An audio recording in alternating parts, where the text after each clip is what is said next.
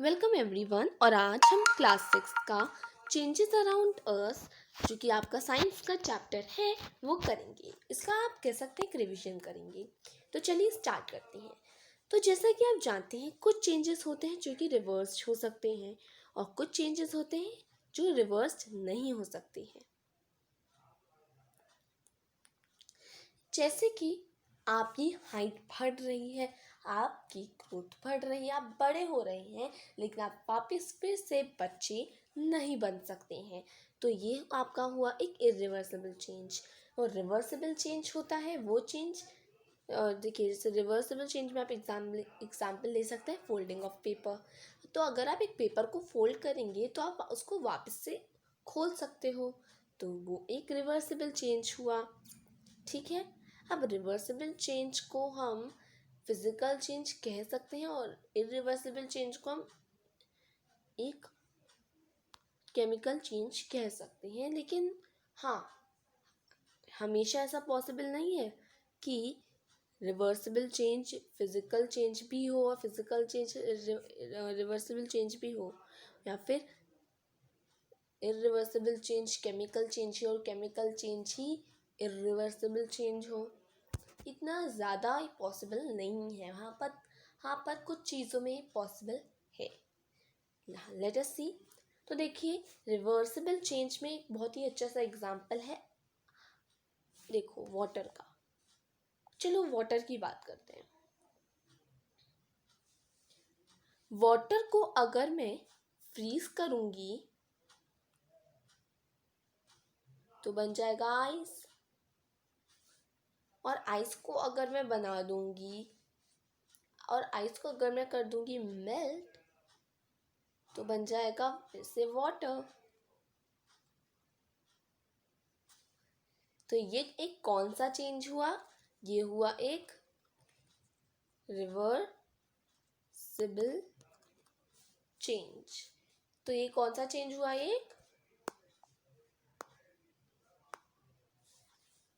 एक irreversible reversible change. तो basically हम एक और अच्छे अच्छे एग्जांपल्स लेते हैं इरिवर्सिबल चेंज का। अगर मैं एग्जांपल लूँ तो देखो, तो पहले रिवर्सिबल का लेते हैं। देखो अगर एक बलून है, मान लो बलून है, और अगर इस बलून की हवा को मैं निकाल दूं तो ये फिर से अपनी ओरिजिनल फॉर्म में आ जाएगा। तो ये हुआ एक रिवर्सिबल चेंज। लेकिन अगर मैं इसी बलून को किसी पिन से, किसी नुकीली पिन से फोड़ दूं तो बन जाएगा वो irreversible change.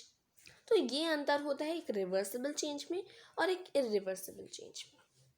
So, we can say a change in which the initial substance can be obtained back। तो वो चेंज जिसमें हमें, देखो रिवर्सिबल चेंज वो चेंज होता है जिसमें हमें जो जो चीज़ होती है वो अपनी ओरिजिनल फॉर्म में आ सकती है, जिसमें हम फिर से वही फॉर्म उसकी ला सकते हैं, उसमें वही वाला चेंज ला सकते हैं, मतलब वो एकदम वैसी बन सकती है बाद में। तो वो हुआ एक रिवर्सिबल चेंज।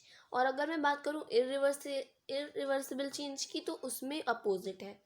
उसमें कोई भी चीज़ जो वो इरिवर्सिबल चेंज वो चेंज होता है जिसमें जो चीज़ होती है वो अपनी ओरिजिनल फॉर्म में वापस नहीं आ सकती है, वो अब जैसी हो गई है वैसी ही रहेगी। तो वो हुआ आपका एक इरिवर्सिबल चेंज। अब इनके कुछ एग्जाम्पल्स इधर गिवन है, लेट अस सी देम। तो सबसे पहले बात करते हैं एक रिवर्सिबल चेंज की।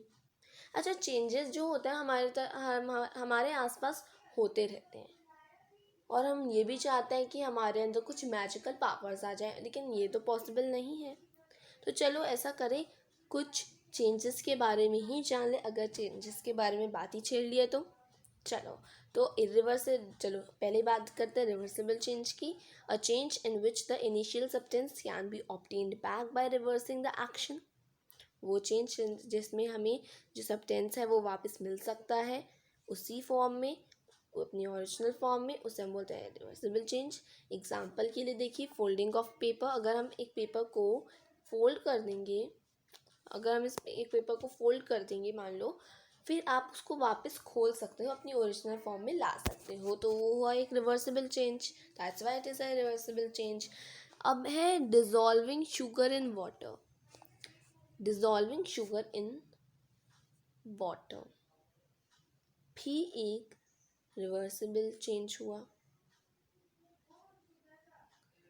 फिर आता है इरिवर्सिबल चेंज। तो वो चेंज जिसमें सॉरी रीड करना है ना इसमें, तो change in which the initial substance can not be obtain back by reversing the action.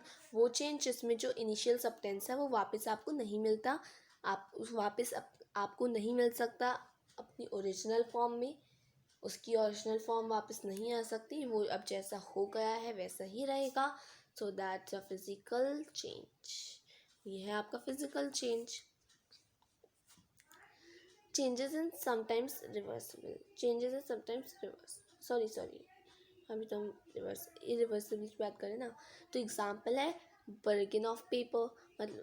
मतलब अगर आप पेपर को जला देंगे तो वो ऐश बन जाएगा, लेकिन वो वापस पेपर नहीं बन सकता, तो वो है इरिवर्सिबल चेंज। वहीं अगर मैं बात करूँ ग्राइंडिंग ग्रेन्स, तो अगर मैं ग्रेन्स को ग्राइंड कर दूँ तो फिर से वो वापस अपनी ग्रेन्स वाली साइज एंड शेप में नहीं आ सकता, नहीं बन सकता। तो ये हुआ एक इरिवर्सिबल चेंज, ठीक है। एंड एक्सेट्रा, ऐसे कहीं बहुत सारे एग्जांपल्स हैं, ठीक है। अब हम बात करते हैं फिजिकल चेंज की। अब फिजिकल चेंज क्या होता है? अब आप हो सकता है आपको कंफ्यूजन हो रिवर्सिबल चेंज और फिजिकल चेंज में। तो देखो, फिजिकल चेंज बेसिकली वो चेंजेस होते हैं जिसमें कोई नया सब्सटेंस फॉर्म नहीं होता, यानी कि कोई भी नई चीज़ फॉर्म नहीं होती, सिंपल सी रहती है, राइट। नई चीज़ फॉर्म नहीं होती। अब अगर मैं बात करूँ, एक शीशे के ग्लास को अगर आप ब्रोक करेंगे, तोड़ देंगे, तो आप तो कहेंगे कि वो एक इरिवर्सिबल चेंज है, बट नहीं, वो एक फिज़िकल चेंज है, बिकॉज उसको हमने फिर से फिज़िकली ब्रोक किया है, लेकिन अभी भी है तो वो ग्लास ही ना, है तो वो कांच ही। तो दैट्स अ फिज़िकल चेंज। उसमें कोई भी नया सब्सटेंस नहीं मिला हमको, कोई भी नया सब्सटेंस नहीं मिला। लेकिन वहीं अगर मैं बात करूँ, ऐश बन गया, पेपर को हमने ऐश बना दिया, तो वो एक इरिवर्सिबल चेंज भी हुआ, वहीं वो एक केमिकल चेंज भी हुआ। अब वो इरिवर्सिबल चेंज ऐसे हुआ क्योंकि हम उसको वापस उसकी ओरिजिनल फॉर्म में नहीं ला सकते।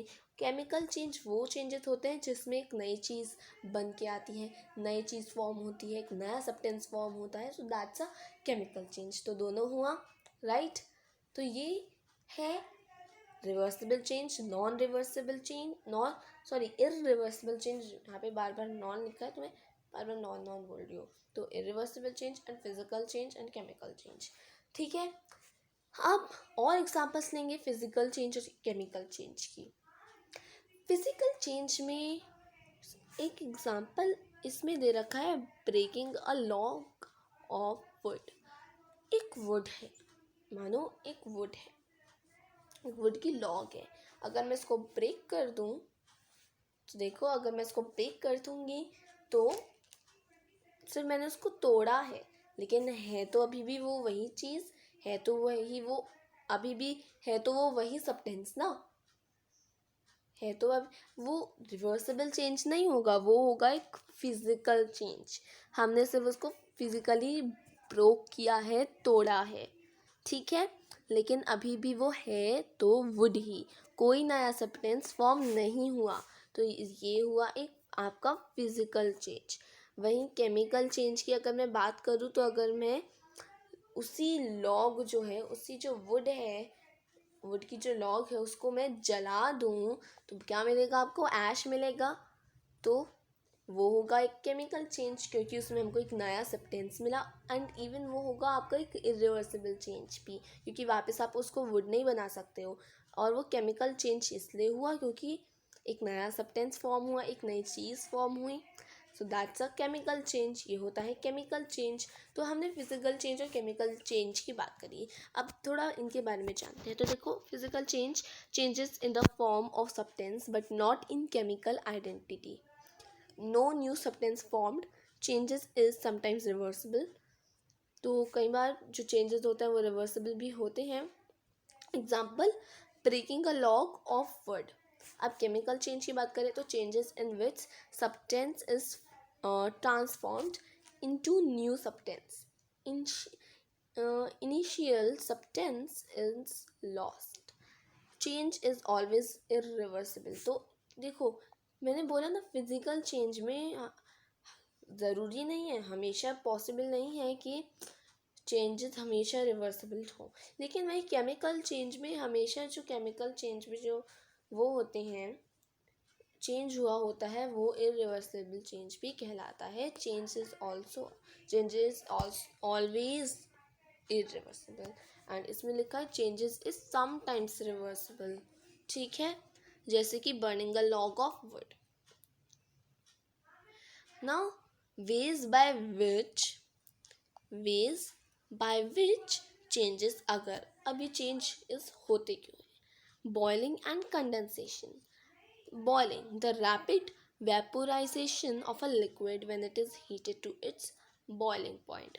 बॉइलिंग कह लो या इवेपोरेशन कह लो, वो बॉइलिंग कह लो या इवेपोरेशन कह लो, कुछ भी कह लो, लेकिन जो आपकी बुक में दे रखा है वो तो इवेपोरेशन ही है। ठीक है, तो इवेपोरेशन है इसका मतलब एक्चुअली। तो मैं आपको बॉइलिंग करके बताऊं या इवेपोरेशन करके बताऊं? चलो दोनों बता देती हूँ। इवेपोरेशन बताती हूँ पहले। तो देखो क्या होता है, जब आपको वाटर साइकिल तो आप जानते ही होंगे ना। तो जो सी का पानी होता है, फिर रिवर का पानी होता है ना, जो रिवर या सी का पानी होता है, उससे क्या होता है, जो सन की रेज आती है, सन की हीट आती है, उससे क्या होता है, जो रिवर या फिर उसका सी का पानी होता है वो वेपर्स बन जाता है, भाप बन जाता है। ठीक है, और भाप बनने के ही वजह से आसमानों में बहुत ठंड होती है, राइट? आसमानों में ठंड होती है, उसी कारण जो वेपर्स बन गए हैं वो लिक्विड के फॉर्म में आ जाते हैं, और जिसको हम बोलते हैं कंडेंसेशन। सो कंडेंसेशन वो चेंज होता है, the change of water vapour into liquid water on cooling. तो कंडेंसेशन वो चेंज होता है वाटर वेपर का, जिसमें वो लिक्विड बन जाता है on cooling, that's your condensation. On boiling होता है the rapid vaporisation of a liquid when it is heated to its boiling point. ठीक है, then heating of metal. Let's talk about heating of metal. Process in which a metal is heated to a certain temperature and cooled in a particular manner to alter its internal structure for obtaining desired degree of physical and mechanical properties such as brittleness, hardness and softness. तो heating of metal वो process होता है जिसमें metal को heat किया जाता है कहीं अलग अलग टेम्परेचर में, और फिर कूल किया जाता है एक पर्टिकुलर मैनर में to alter its internal structure for obtaining desired degree. ठीक है, of physical and mechanical properties, जैसे कि ब्रिटलनेस, हार्डनेस एंड सॉफ्टनेस, जो कि हमने हमारे सॉर्टिंग मटेरियल्स इनटू ग्रुप्स में पढ़ा था ना, अबाउट हार्डनेस। ब्रिटलनेस के बारे में हमने नहीं पढ़ा था, बट हार्डनेस एंड सॉफ्टनेस ये कुछ उसकी प्रॉपर्टीज़ हमने पढ़ी थी, रिमेंबर प्लीज़, राइट? अब हम बात करते हैं फ्रीजिंग एंड मेल्टिंग। तो फ्रीजिंग क्या होता है? The process in which a liquid turns into solid when its temperature is lower. तो देखो, फ्रीजिंग वो प्रोसेस होता है जिसमें जो लिक्विड होता है वो एक सॉलिड में बदल जाता है, जब उसका जो टेम्परेचर होता है वो कम होता जाता है, तो वो फ्रीज होता जाता है, एक लिक्विड टर्न्स इनटू सॉलिड। ठीक है, ये होता है फ्रीजिंग। अब मैं मेल्टिंग की अगर बात करूँ, तो मेल्टिंग वो प्रोसेस होता है जिसमें सॉलिड जो है वो कन्वर्ट हो जाता है एक लिक्विड में बाय अप्लाइंग हीट। तो फ्रीजिंग और मेल्टिंग एक दोनों के अपोजिट हैं। मेल्टिंग में जो सॉलिड होता है, अगर मैंने बताया था ना, आइस इज अ सॉलिड को, आइस को अगर मैं हीट करूँ देन वो मेल्ट हो जाएगा और बन जाएगा एक वाटर, लिक्विड बन जाएगा। सो ये होता है आपका फ्रीजिंग एंड मेल्टिंग। तो बस इतना सा ही था। आई होप आपको आ गया होगा समझ में चेंजेस अराउंड अस का ये वाला टॉपिक जो आज हमने करा। ठीक है, आपको मज़ा भी आया होगा। हम अच्छे से करते हैं और काफ़ी ध्यान से देखें, हमने काफ़ी ध्यान से देखा बिना टाइम वेस्ट करे। So thank you for watching the video. Please don't forget to like and subscribe to our channel. Thank you so much.